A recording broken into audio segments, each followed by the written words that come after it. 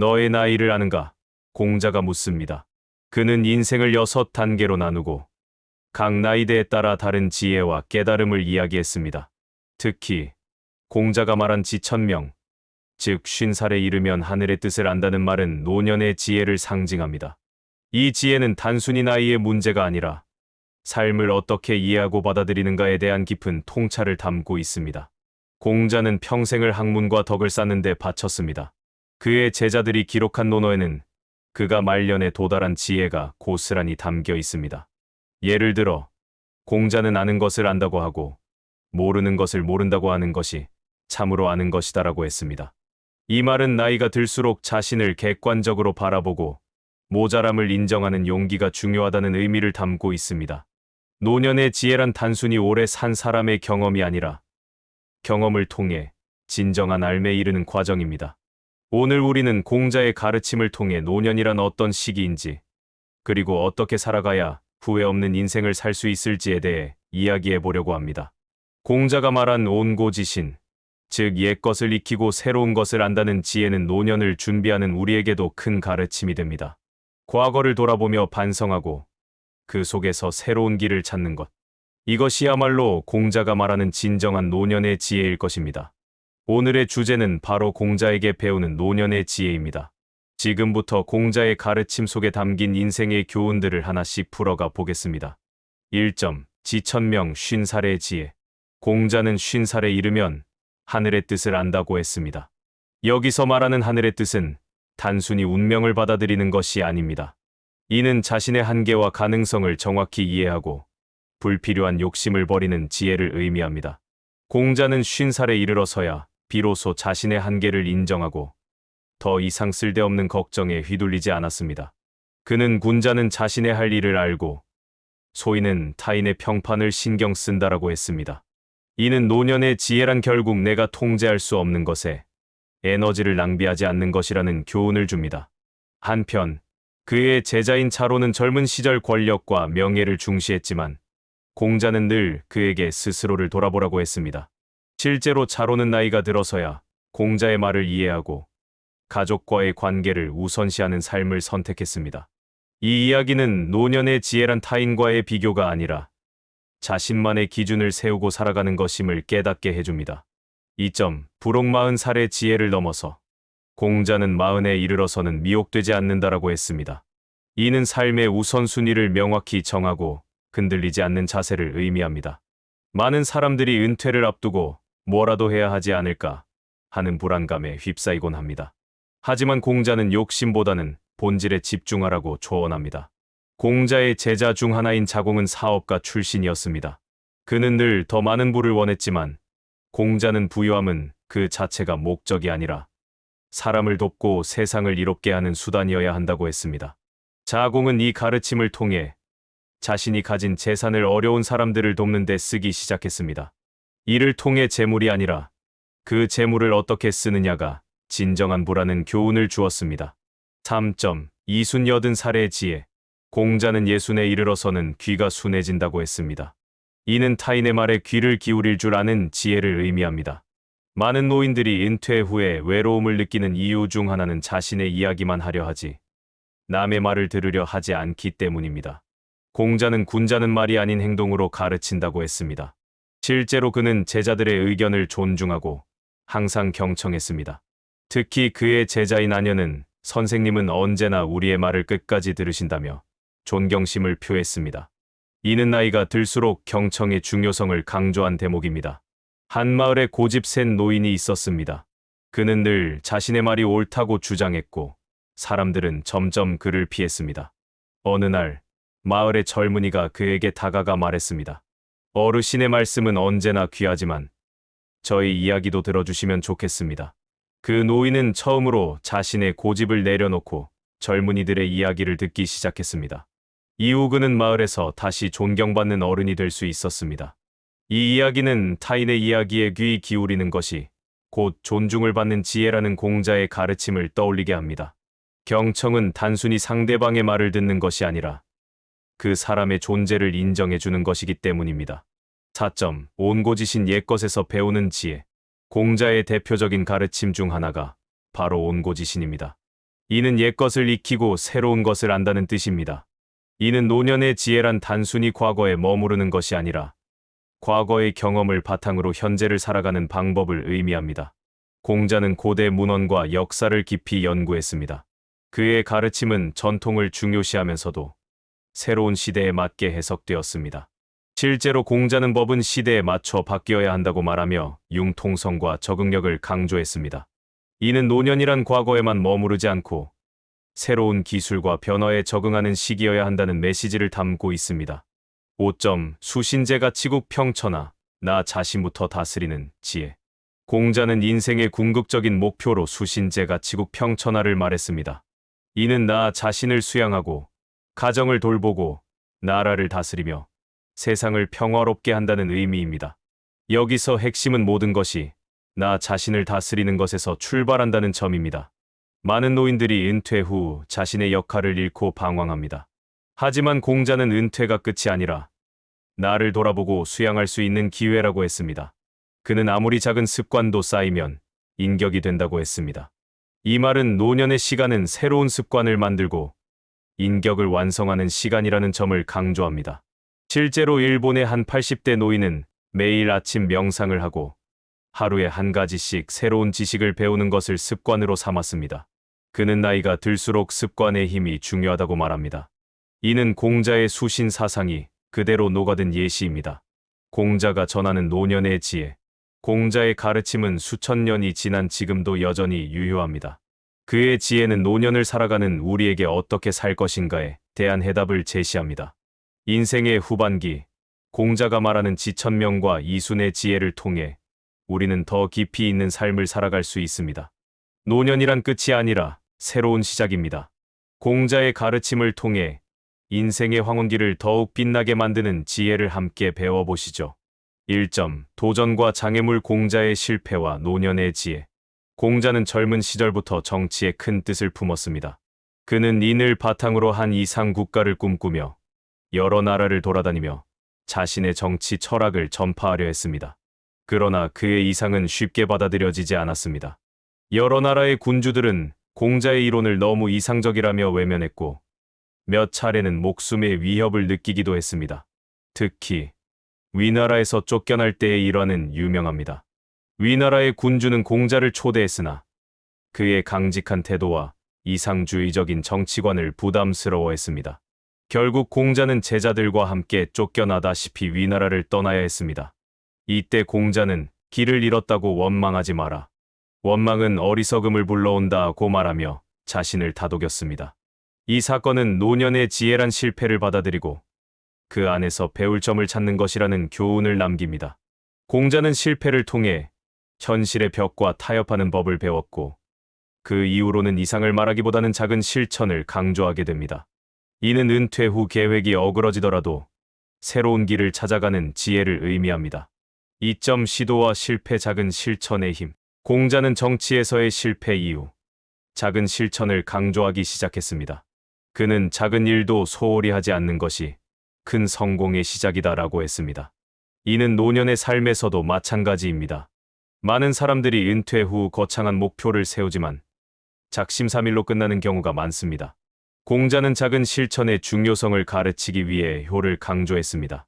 그는 부모를 섬길 때에는 작은 일에도 정성을 다해야 한다고 했습니다. 이는 단순히 부모 공경에 그치지 않고 모든 일에 있어서의 진심과 성실을 의미합니다. 한편 그의 제자 증자는 매일 잠들기 전에 스스로에게 3가지를 물었다고 합니다.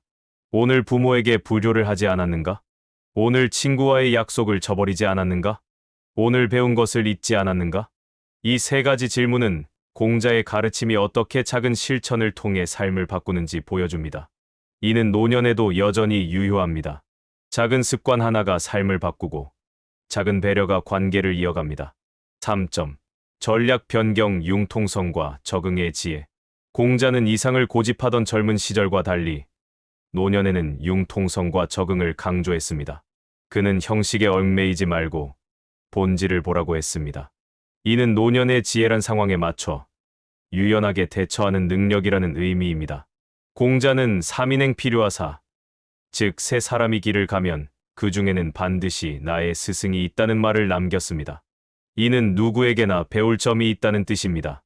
그는 노년에도 젊은 사람들에게 배움을 구하는 것을 부끄러워하지 않았습니다. 한편, 은퇴 후 전혀 다른 분야에 도전에 성공한 사람들도 많습니다. 예를 들어, 한 70대 퇴직 공무원은 정년 퇴직 후 유튜브 채널을 개설해 요리 영상을 올리며 인기를 끌었습니다. 그는 처음에는 영상 편집이 너무 어려웠지만 하나씩 배워가며 재미를 느꼈다고 말합니다. 이는 노년의 지혜란 도전하지 않는 것이 아니라 새로움에 적응하고 배우는 것이라는 메시지를 줍니다. 4점. 유교의 덕목에서 배우는 관계의 지혜. 공자는 이니에지라는 4가지 덕목을 통해 관계의 지혜를 설명했습니다. 이는 타인에 대한 사랑과 배려를, 의는 옳고 그름을 분별하는 정의를, 예는 예의와 겸손을, 지는 지혜와 통찰력을 의미합니다. 특히 공자는 예가 없으면 인도 없다라고 했습니다. 이는 겸손하고 예의 있게 행동하는 것이 곧 관계를 유지하는 지혜라는 뜻입니다. 노년의 고독은 종종 고집과 자존심에서 비롯됩니다. 하지만 공자의 가르침처럼 겸손하게 타인의 의견을 존중할 때 비로소 존경받는 어른이 될 수 있습니다. 5점. 공자의 죽음과 노년의 마지막 지혜. 공자는 73세에 세상을 떠났습니다. 그의 마지막 말은 나는 하늘을 원망하지 않고 사람을 탓하지 않는다였습니다. 이는 모든 것을 받아들이는 태도, 즉 무의자연의 지혜를 보여줍니다. 노년의 지혜란 결국 삶의 모든 순간을 받아들이고 미련을 두지 않는 것입니다. 그의 제자들은 공자의 죽음 앞에서 오열했습니다. 제자 자공은 무덤 앞에서 3년간 지키며 스승의 가르침을 되새겼습니다. 이때 자공이 남긴 말이 있습니다. 스승께서는 늘 말씀하셨지. 인생은 한순간도 낭비하지 말라고. 이는 노년의 지혜란 남은 시간을 후회 없이 쓰는 것이라는 의미입니다. 공자가 남긴 노년의 지혜. 공자는 인생의 끝에서조차 후회와 미련이 아닌 담담함과 평온함을 보여주었습니다. 그의 가르침은 노년을 준비하는 우리에게 진정한 평화와 지혜의 길을 알려줍니다. 노년의 지혜란 결국 지금 이 순간을 어떻게 사느냐에 달려 있습니다. 공자의 가르침 속에서 오늘도 우리는 더 나은 노년을 위한 길을 배웁니다. 다음에는 공자의 가르침을 통해 실생활에 적용할 수 있는 구체적인 지혜와 팁을 이야기해 보겠습니다. 1점. 성공적인 해결. 공자의 가르침을 통한 노년의 행복. 공자는 군자불기, 즉 군자는 그릇처럼 한정되지 않는다는 말을 남겼습니다. 이는 노년에도 새로운 역할을 찾아가며 삶을 다채롭게 살라는 의미입니다. 실제로 공자는 정치에서 실패한 후에도 교육자로서 제자들을 가르치며 새로운 인생의 목표를 세웠습니다. 공자는 말년까지 제자들과 함께 고전과 역사를 연구하며 지식을 나누는 것에 큰 기쁨을 느꼈습니다. 그는 가르치는 것은 배우는 것이다 라고 했습니다. 이는 노년의 지혜란 지식을 나누고 다른 이들에게 도움을 줄 때 비로소 완성된다는 교훈을 줍니다. 특히 공자는 나이가 들수록 배움의 중요성을 강조했습니다. 그는 아침에 도를 들으면 저녁에 죽어도 좋다고 했습니다. 이는 배움에 대한 열정이 삶의 의미를 만든다는 의미입니다. 노후에도 배움의 끈을 놓지 않는 사람들은 공자의 이 말을 잘 실천하고 있는 것입니다. 한편 은퇴 후 봉사활동을 시작한 70대의 한 여성은 나누는 삶이 이렇게 행복할 줄 몰랐다고 했습니다. 그녀는 지역 도서관에서 무료로 글쓰기를 가르치며 매일 새로운 배움을 이어가고 있습니다. 이는 공자가 말한 지천명의 지혜, 즉 하늘의 뜻을 아는 것은 타인에게 베푸는 삶이라는 것을 잘 보여줍니다. 2점. 결과와 영향. 노년의 지혜가 주는 긍정적인 영향. 공자의 가르침을 따르며 노년을 살아간 사람들은 공통적으로 평온함과 만족감을 이야기합니다. 노년의 지혜는 결국 삶에 대한 불안과 후회를 줄여주는 힘입니다. 공자는 이해가 깊어지면 두려움이 사라진다고 했습니다. 이는 노년의 불안이 결국 미래에 대한 불확실성에서 비롯된다는 사실을 꿰뚫고 있습니다. 공자는 이를 해결하기 위해 배움과 경청, 실천의 지혜를 강조했습니다. 특히 노년의 고독을 해결하는 방법으로 관계의 지혜를 강조한 공자의 가르침은 여전히 유효합니다. 실제로 은퇴 후 고립감을 느끼던 한 60대 남성은 공자의 이순, 즉 남의 말을 경청하는 지혜를 실천했습니다. 그는 동네 커뮤니티 활동에 참여해 사람들의 이야기에 귀를 기울였고, 이를 통해 자연스럽게 새로운 인간관계를 만들어갔습니다. 그는 내가 말하는 것보다 남의 이야기를 듣는 게 훨씬 중요한 지혜라는 걸 이제야 깨달았다고 말합니다. 이는 공자의 가르침이 단지 고전 속에 머무는 것이 아니라 현대에서도 여전히 유효한 지혜라는 것을 증명합니다. 3점. 도전과 해결, 노년의 문제를 해결하는 공자의 지혜. 공자는 지나친 것은 미치지 못한 것과 같다고 했습니다. 이는 중용의 가르침으로 노년의 삶에서도 마찬가지입니다. 많은 사람들이 은퇴 후 과도한 투자, 과도한 여가, 혹은 지나친 절약으로 문제를 겪습니다. 공자는 균형 잡힌 삶이야말로 진정한 지혜라고 강조했습니다. 예를 들어 은퇴 후 과도한 주식 투자로 어려움을 겪던 한 60대 부부는 공자의 중용의 지혜를 실천해 보기로 했습니다. 그들은 투자 금액의 절반을 안정적인 배당주와 채권으로 옮기고 나머지는 여행과 취미에 투자했습니다. 그 결과 경제적 불안이 줄어들고 생활의 만족도가 높아졌습니다. 또한 공자는 인을 행하되 대가를 바라지 말라고 했습니다. 이는 타인에게 베풀 때 대가를 기대하지 말라는 의미입니다. 실제로 은퇴 후 자원봉사를 시작한 사람들 중 대다수가 경제적 보상보다 관계의 만족을 통해 행복을 느낀다고 답합니다. 이는 노년의 지혜란 결국 주는 삶이 받는 삶보다 더 행복하다는 공자의 가르침을 뒷받침합니다. 4점. 삶의 마지막까지 유효한 공자의 지혜. 공자는 73세에 세상을 떠나기 전 제자들에게 후회가 없다고 말했습니다. 이는 노년의 지혜란 미련 없이 후회 없이 살아가는 것이라는 의미입니다. 공자는 매일 자신의 삶을 돌아보며 세 가지를 점검했습니다. 오늘 배운 것이 있는가? 오늘 베푼 것이 있는가? 오늘 후회할 일이 없는가? 이 세 가지 질문은 노년의 삶을 어떻게 살아야 하는지에 대한 완벽한 지침입니다. 실제로 은퇴 후 이 세 가지 질문을 일기 형식으로 기록하는 한 70대 남성은 이제야 진짜로 사는 것 같다고 말합니다. 이는 공자의 지혜가 어떻게 실생활에 적용될 수 있는지 잘 보여줍니다. 공자가 전하는 노년의 진정한 의미. 공자는 대인 춘풍 지기추상, 즉 남에게는 봄바람처럼 대하고 자신에게는 가을 서리처럼 엄격하라고 했습니다. 이는 노년의 지혜란 타인에게는 관대하고 자신에게는 엄격한 태도라는 의미입니다. 노년의 삶은 끝이 아니라 지혜의 완성입니다. 공자가 말한 지천명, 부록, 이순의 지혜를 통해 우리는 후회 없는 노년을 준비할 수 있습니다. 진정한 지혜란 배움과 나눔, 그리고 수용하는 태도라는 공자의 가르침이 오늘날 더욱 절실히 필요한 이유입니다. 공자가 남긴 유산과 현대의 교훈. 공자가 남긴 지혜는 수천 년이 지나도 빛을 잃지 않습니다.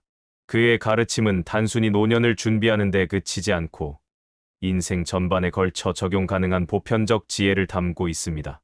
오늘도 공자의 가르침은 우리에게 더 나은 노년, 더 깊이 있는 인생을 살 수 있는 길을 제시하고 있습니다.